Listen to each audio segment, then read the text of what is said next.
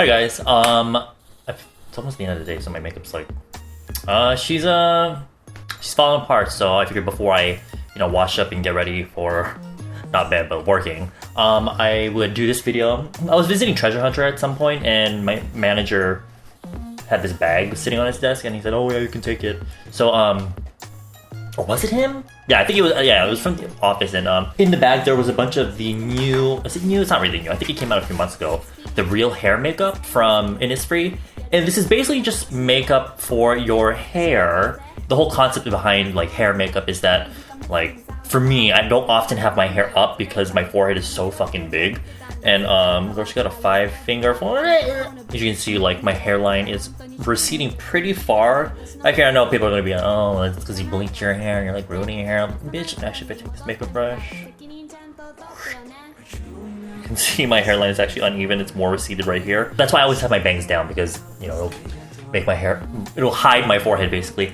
But there's that, like the hairline thing, and also I don't really have an issue with this because my hair is so thick, but there's some people that have pretty thin hair, and so like wherever your hair is parted, it looks like you can see your scalp more, and so they have this makeup here, hair makeup here, that's meant to help conceal that. So they've got 3 different types of products. They have the hair makeup tint, which are these, not really double-ended. One end is like the kind of felt tip pen for filling in like your hairline, and the other end is like a sponge used to blend out the product. And then there's the hair jelly concealer, which is basically like a cushion for the parting of your hair.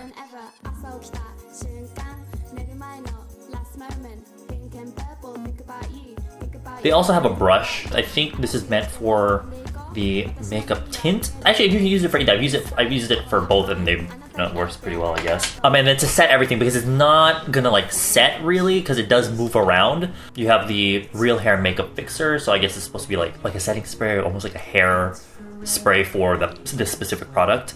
The tint comes in 3 shades: a black, a deep brown, and kind of like a light brown, I guess. I guess this would be good for like maybe blonde hair. And then I have the corresponding colors in the jelly concealer, but this one actually comes in 5 shades. I just happen to have like the black, the brown, and like the reddish brown. Now, I actually colored my hair like yesterday, and this is actually not the color I was fucking going for. Completely off. And I actually also bleached and colored my side hair, which I've always kept it like my natural hair color for the longest time. But I figured this time I would just like switch things up a bit. But I'm kind of regretting not recording this video before I had done so, because there is obviously no blue color here. So we're gonna try to make it work. I'll use the black one, and because I've tried it before already, and it blends out super sheer. So in a sense, it's easy to like build up, and like I feel like you can get a really natural look. For me though, I think my main problem, because I really want to take my hairline down a lot. So we'll see if we can get maybe around here, but keeping it natural. Because in my head, I'm thinking like from the front, yeah, you can probably create like the illusion of like a new hairline, but from the side, obviously you don't see like the physical like hair, right? It's just flat. So we'll see.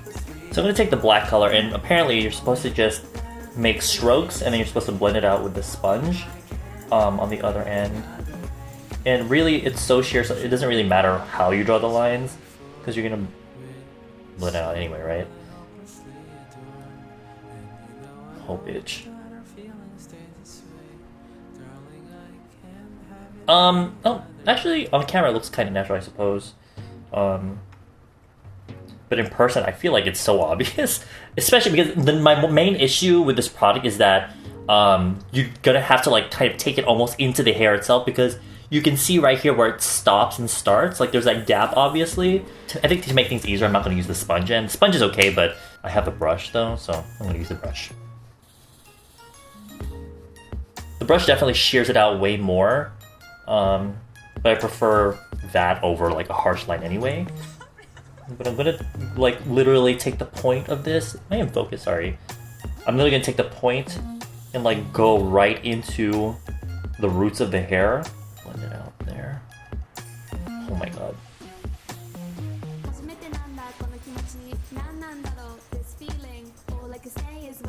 What I'm noticing is that the sponge almost blends it out with a more, like, you get almost like more coverage using this sponge. I feel like because there's less like space, like area on this sponge, so it doesn't move the product around too much, whereas the brush gives a more sheer finish. So I feel like if you also have the brush, you get more options for the way in which you blend out the product, I suppose, because you get a more concentrated coverage with this and a more sheer coverage with the brush. But I also feel like if your forehead isn't as like receding as mine and you're not concerned too much about like, I don't know, like you don't have to do as much, then I feel like it doesn't really matter. But you know, personally, though, you see the way that I blended it, I almost feel like I can just use the jelly concealer to get this sort of finish, because it's kind of like just a cushion that lays the color on kind of in a widespread area. And I know it's meant more for like the hair parting, but I tried it like here. I'll do it on the other side, but it comes like this cute little sponge. It actually reminds me a lot of the makeup face sponge, but literally just almost like a cream eyeshadow in a way. It's super freaking pigmented, so you obviously want to be very careful with this. Of course, if you're just using it here and your hair is like black, I guess, I don't think it matter too much. It actually, I feel like you could also use it to cover up grays, depending on like, you know, you obviously choose the one that's closest to your hair color. I'm gonna dip it in here, take off the excess, kind of stipple it. Oh bitch, you see that? So it's already giving me the look that the other thing gave me when I was blending out with that sponge on the end. Oh god. And see, this is the main problem. Like, I'm not gonna get in. Obviously, it's so obvious that I put something there. So I'm gonna have to use a combination of all the products to create like a really like, even if it's like natural, I guess, I still feel like it's not gonna be super convincing for me. I feel like just either have my bangs down or use maybe a little bronzer on my forehead to create the illusion of a smaller forehead. I'm thinking that trying to create a new forehead line with a forehead as severely receding as mine is too much of like a endeavor. So I think honestly, I really feel like you can only do so much with this.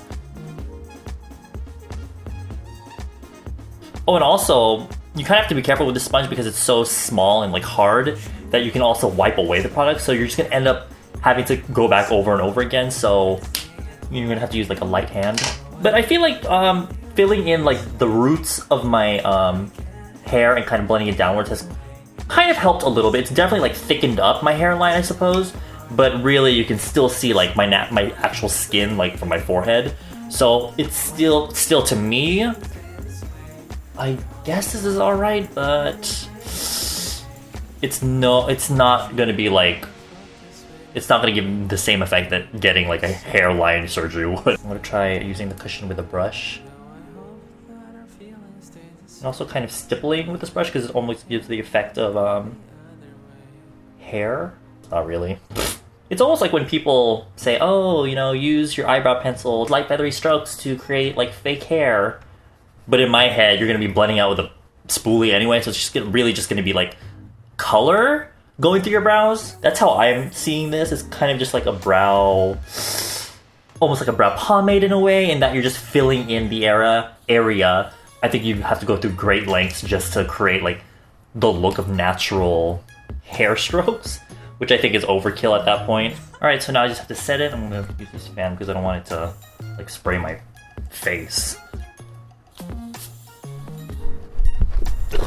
So the mist is pretty fine, which is good.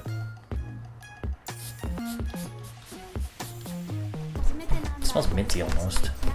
I can feel some of it that got on my arm, so it feels like a light hairspray. So there is the finished look, I guess. It did clean up my hairline a little bit. It looks more, my forehead does look more round, which actually looks pretty decent, I think. I still, like, from the side, my forehead still looks big. From the front, it looks alright. Do I think it's necessary though? Not really, because I feel like you can do this if you have eyeshadow.